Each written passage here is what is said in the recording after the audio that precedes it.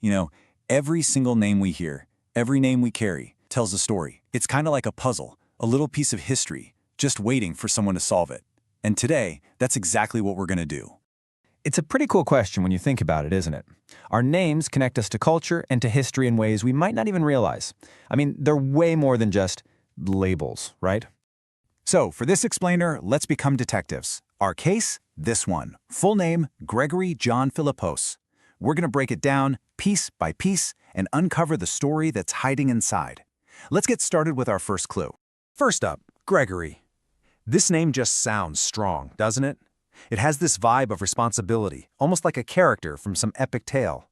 But where does that feeling actually come from? Well, to figure that out, we have to go right back to the source. Gregory comes from the Greek word Gregorius, and that means watchful or vigilant.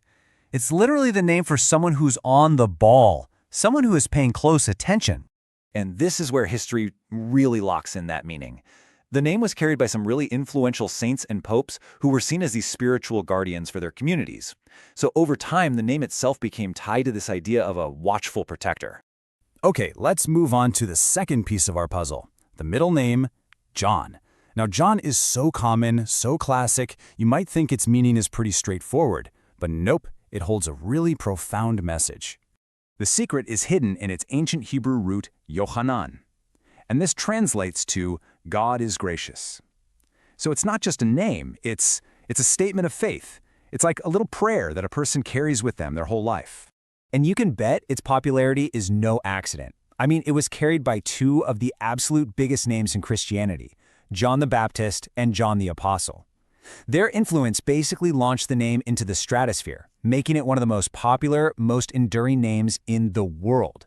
All right, so we've got our guardian and our sign of grace, but now we get to the final part, and maybe the most unique piece of this puzzle, the surname, Philipose. This is where the story gets really interesting. So, just like Gregory, we're going back to Greek for this one, Philipose. And its meaning is just wonderfully specific. It means fond of horses or horse-loving. How cool is that? It suggests a really deep connection to these amazing animals. And you can actually break it down really easily. You take philo, which means loving or dear, and you add hippos, which is horse. Slap them together, and what do you get? Horse lover. It's simple, elegant, and really says something. But wait a second. How on earth does a Greek first name that means horse lover end up as a modern Indian surname? This is where language and culture go on a fascinating journey together. Okay, so this is where it gets really cool. The name is pretty common among Christian communities in southern India, especially in places like Kerala. But here's the thing. In many of these traditional cultures, hereditary last names weren't really a thing. So a name like Philipose, which was originally a first name, often got registered as a formal surname only when people moved to other countries that required one. It's a perfect snapshot of how our identity can evolve with geography.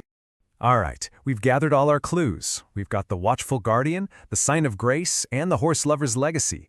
Now, let's put this puzzle together once and for all. Let's do a quick recap.